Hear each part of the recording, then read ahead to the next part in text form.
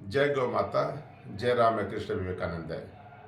मैं गोवत्स स्वामी डॉक्टर विनय, प्रभारी कामधेनु शक्तिपीठ।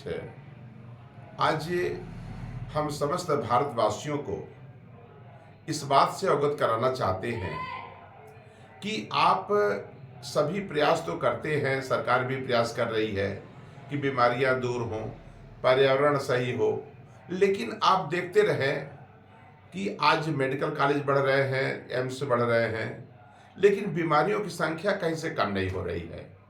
तो नवरात्र का समय चल रहा है और माँ दुर्गा का आशीर्वाद हम सभी को मिल रहा है। सज्जनों, हम आपको बार बार एक बात बताते रहते हैं कि अगर हम गौ माता की शरण में चले जाएं तो बहुत कुछ हमारा सही हो सकता है। जैसे हम उदाहरण के तौर पर हम आपको बताएं कि हम अपने स्वास्थ्य को कैसे सही रखें। तो सज्जनों, इसके लिए हमारी जो माँ है, हमारी जो गौ माता है, तमाम ऐसे सारी चीजें उनके पंचगव्य में निहित है जिससे हम अपने को बचा सकते हैं। जैसे अगर हम पंचगव्य में से गोमूत्र को ले लें और इसका पंच अर्क के रूप में प्रयोग करें, जैसे गोमूत्र में अजवाइन, जीरा, जायफल, तुलसी का पत्ता, अगर इसे डाल करके हम अर्क निकाल लें और वो उसको रोज हम 10 ml सुबह खाली पेट 1 गिलास पानी में डाल करके चाय की तरह उसको पीते रहें, तो आप देखेंगे कि बहुत सारी बीमारियां आपकी शरीर प्यूरिफाई हो जाती है। शरीर में जो तमाम तरह की गंदगी है वो निकल जाती है और आप स्वस्थ हो जाते हो। तो हमें माँ दुर्गा के जो गौ रूप है इसे समझना होगा और तभी नवरात्र का सही उपयोग हम कर सकते हैं। सज्जनों, हमारी माँ बहुत दयालु हैं, बशर्ते हम उनको सिद्धांतों को, उनके बताए हुए रास्ते पर हम चलने का प्रयास करें। आज हमारे देश में गौ माता उपहास की पात्र हो गई हैं। दुर्भाग्य है इस देश के लोगों का कि जिसकी माँ आज बदहाल है देश में, और उनके बच्चे खुशहाल कैसे रह पाएंगे। इसलिए स्वास्थ्य को सही रखने के लिए मैं एक छोटा सा बात आपको बताया। इसके अलावा अगर हम पर्यावरण की बात करें तो पूरा दुनिया में पर्यावरण इस समय असुरक्षित होते चले जा रहा है। इसकी शुरुआत हमें गोरखपुर से, उत्तर प्रदेश, भारत से शुरू करना है।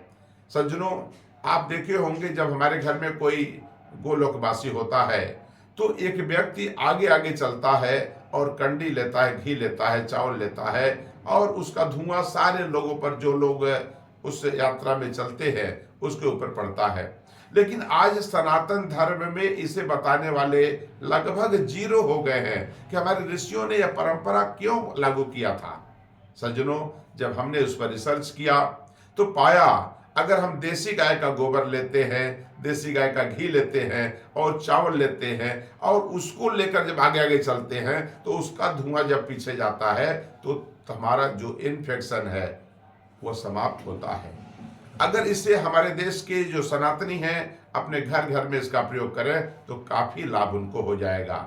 इसलिए सज्जनों, हम जो कामधेनु शक्तिपीठ है इसके लिए प्रयासरत है कि उसको अगरबत्ती का रूप दे दिया जो बांस रहित है, और उसे अगर हम उस अगरबत्ती को अपने घर में जलाएं तो हमारे घर में इन्फेक्शन दूर होगा।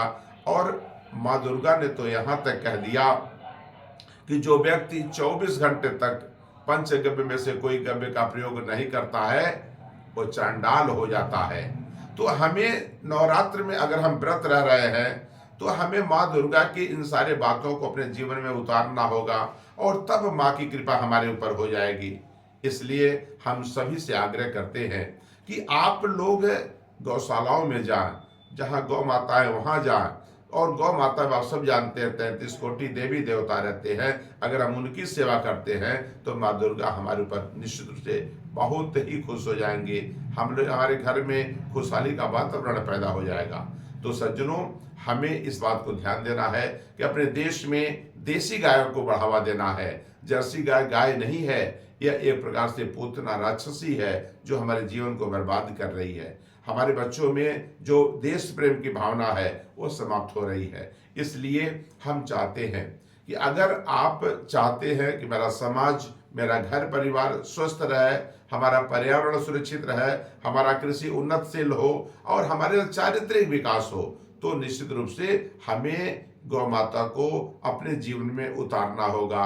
गौ माता ही असली हमारी दुर्गा माता है। जिस दिन यह भाव हम सभी के अंदर आ जाएगा, उस दिन विवेकानंद के सपनों का भारत बनेगा, शहीदों के सपनों का भारत बनेगा, भारत परम वैभव पर पहुंचेगा, इसमें कहीं से कोई शक नहीं है। लेकिन उसके लिए हमें साधक बनना होगा। भगवान कृष्ण गीता को लिखे और गीता का अगर अंतिम श्लोक आप देखें तो अंतिम श्लोक में बहुत स्पष्ट वर्णन है।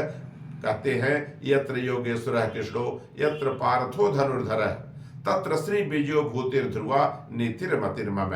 तो जो साधक होता है वह भगवान अर्जुन के रूप में होता है, और जिस साधना को करता है वो साधना भगवान कृष्ण का स्वरूप होता है। जिस दिन साधक और साधना मिल जाएंगे, वहीं पर लिखा है, वहीं पर श्री विजय विभूति और अचल नीति है। तो इसलिए देश को हमें एक आदर्श भारत बनाने के लिए, एक परम वैभव वाला भारत बनाने के लिए, एक ऐसा भारत बनाने के लिए जिसकी कल्पना हमारे महापुरुषों ने किया था, और जब वह साकार हो जाएगा तो दुनिया के सारे देश हमसे अनुकरण करें, हमारा अनुकरण करेंगे, हमसे वह शिक्षा लेंगे, और तब हम होंगे विश्व विजयी, और तब हम होंगे विश्व गुरु, और तब भारत एक बार पुनः सोने की चिड़िया होगा। भारत अतीत के गौरव को प्राप्त करेगा।